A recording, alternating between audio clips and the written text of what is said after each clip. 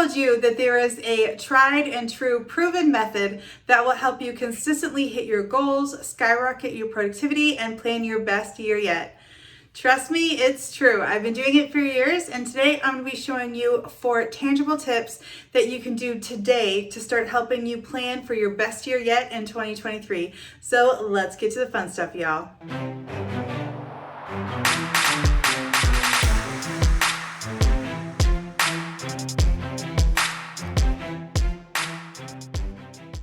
All right, y'all. So I know that many of you guys have been wondering, how is it that I can plan out my year and actually have everything work together? This is one of the things that I would say after 25 years supporting C-level executives, that if you're going to function like a high-performing executive and you really want to crush your goals and make sure that you have space for everything, the key is to have a strategy behind how you're managing your calendar. Now, I know that sounds really simple, but trust me when I say so many people struggle with this. So I am hosting a strategic calendar planning workshop October the 19th and the 26th, and we're going to go from end to end, step by step, exactly how you do this and how you can really go from the calendar audit all the way through implementation so that you have a strategic calendar for all of 2023 that is convenient, easy to use, but also gives you a very clear view of where you're going this whole year, and that you can be incredibly productive and hit those goals consistently over and over. So make sure that you pop on over there to our website and grab the freebies and join us. We have a 35% discount going through October 6th. So I'm going to give you some of my best tips and tricks to make sure that you have a strategic calendar for all of 2023. The first thing that I think is really important is that you gather data. If you don't have the data, you have no idea where you want to go. So conducting a calendar audit is one of the key pieces to making sure that you are productive and really thoughtful about your time going into the next year. So one of the things that many of us are already doing is color categorizing our calendar. The challenge, though, is that many of us are doing it just for a visual impact and not so much to gather the strategic data that will tell you how you're spending your time. You really want to think about, are my categories strategic or are they just for visual impact? What kinds of data are you wanting to gather? So for me, I'm going to be gathering how much time I am spending with my one-on-one clients versus how much time I'm spending on new discovery calls versus how much time I'm spending on operations in my business. So each one of those meeting categories will also tell me if my goal is to spend, 33% of my time on getting new clients.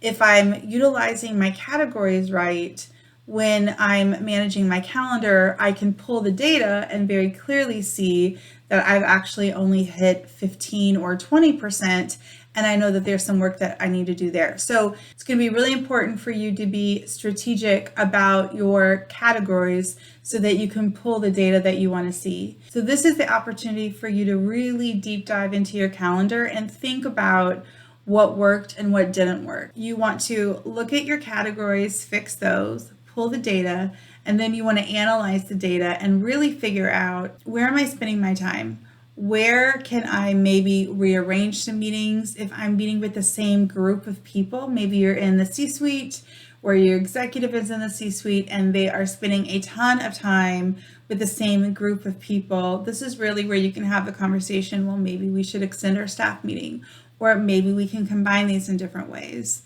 This is also the perfect time for you to pull all of your one-on-ones and recurring meetings and actually look about the relevancy and also, how often do I really need to meet with these people? If it's bi-weekly, should we move it to monthly? If it's monthly, should it move to quarterly? So this is just a really great time for you to take a holistic view of that calendar and make adjustments for the upcoming year. And then the last step is really being able to identify, what are my goals for the year, or what is my executive business partner, what are their goals for the year, and then how do I break those down from the overall year by quarter, by month, and you can even go by week and by day. So whatever your goals are for the end of the year, you have to be able to reverse engineer those. So if you are an executive assistant and your executive says, I need my goals for this year to be able to, I don't know, reach such and such target by the end of Q4 of 2023, they're going to also have a timeline of what other milestones they have to reach to make sure they hit that target. So being really, really connected and understanding what are the goals for the year, when is the timelines that, certain things have to be done, and then really looking out to say, is there room in their calendar to make sure that happens? Am I aligning the calendar to their goals? And can I reverse engineer those deliverables? If you know that your executive is going to be speaking at an all hands, or you have to run an all hands, you have to be able to reverse engineer, okay, when is the draft due? When is the deck due? And really, getting down to the nitty gritty and getting that all into one calendar that gives you an overview of everything that needs to happen. I hope you enjoyed this video. There is so much that you can do now to make sure that you have a successful year in 2023.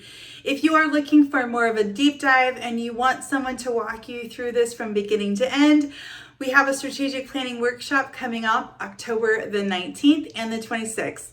This is 4 hours over 2 days of intense hands-on training where we're going to walk you through how to do a calendar audit, what to do with the data once you have it, and then how to put it all together at the end. So I hope that you will pop over. We have a discount going until October 6th, and I will see you over at the workshop. Bye, y'all.